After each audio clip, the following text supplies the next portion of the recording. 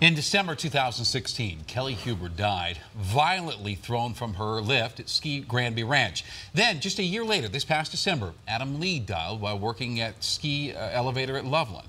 Well, for several months, Contact 7 Chief Investigative Reporter Tony Kowaleski has investigated what went wrong at Loveland. And Tony is here now, and you have learned Adam Lee's death really was preventable. And Shannon, this is a big deal and really a message to the entire ski industry. According to our sources in a recently released report by the federal government, that's a fact. Tonight, our investigation placing a bright light on what went wrong on December 28th at the Loveland Ski Area. It was the worst day of my life. EMS 1 en route, Loveland Valley. I couldn't even bring myself to tell my 5-year-old.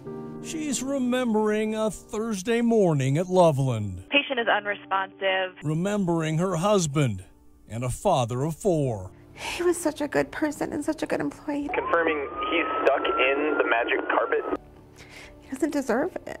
You know, he deserved respect. Adam Lee died below this ski conveyor belt. It's called the magic carpet. He crawled into this space and never came out. So we had a 40-year-old male who passed away. I just want to know what really happened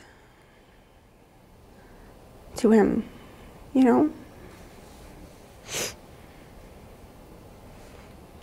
Sorry, I'm having a hard time. We do have a crime scene we're going to have to deal with. In the days and months that followed, investigations by OSHA and the Clear Creek County Sheriff both tried to explain exactly what happened to Adam. I would even say it seems like it's a death trap. You're hearing the opinion of a veteran employee asking us to disguise her identity. I just saw people not really taking this machine seriously when it was obvious that people could get seriously hurt under the right conditions. Our investigation talked to current and former employees, all raising questions about the culture at Loveland, a culture where they say safety was not a priority. I blame Loveland.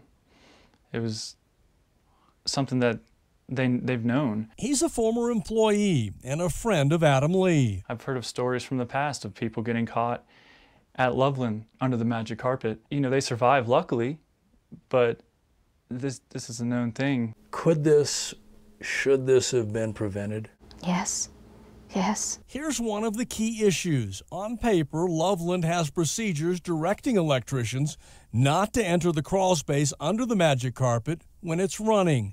But current and former employees have told Denver 7 and local and federal investigators that it's a procedure that is often ignored. Was Adam following standard operating procedure when he went underneath the magic carpet and it was still running?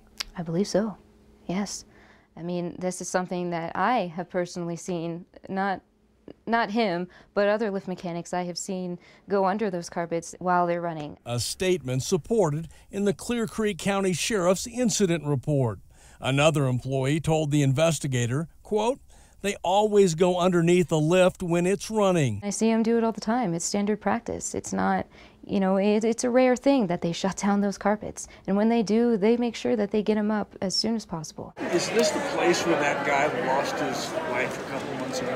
Yeah. And in front of hidden cameras back in April, Loveland employees offered more perspective on the cause of Adam's death. I'm surprised they didn't shut the place down. Yeah, it was terrible. It was one of the little magic carpets, and it was not working properly, and he went to go figure out what was wrong. But after a 4-month investigation, OSHA's federal investigators concluded Adam Lee's death was preventable, citing Loveland with 13 serious safety violations and issuing nearly $65,000 in fines. In the end, I quit Loveland because I was fearful of my life. I hope that the managers, the owners, that they stop trying to cut corners, they stop trying to save money, and they care, they start caring about, you know, their workers. A message sent by current and former employees and a federal investigation. Facts that now, 5 months later, only add to the frustration of Adam Lee's widow. It's taken and destroyed a whole family.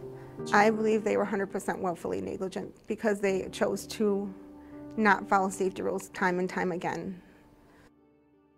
Now, we gave the management of Loveland multiple opportunities to sit in front of our cameras and tell its side of this story. Instead, the ski area issued a statement that included Loveland Ski Area is examining and addressing the findings received this week from OSHA. Now, after that review, we've also been told that Loveland does plan to respond to OSHA and says the ski area will continue to mourn what happened to Adam and his family. A message to the entire ski industry. What a tragedy.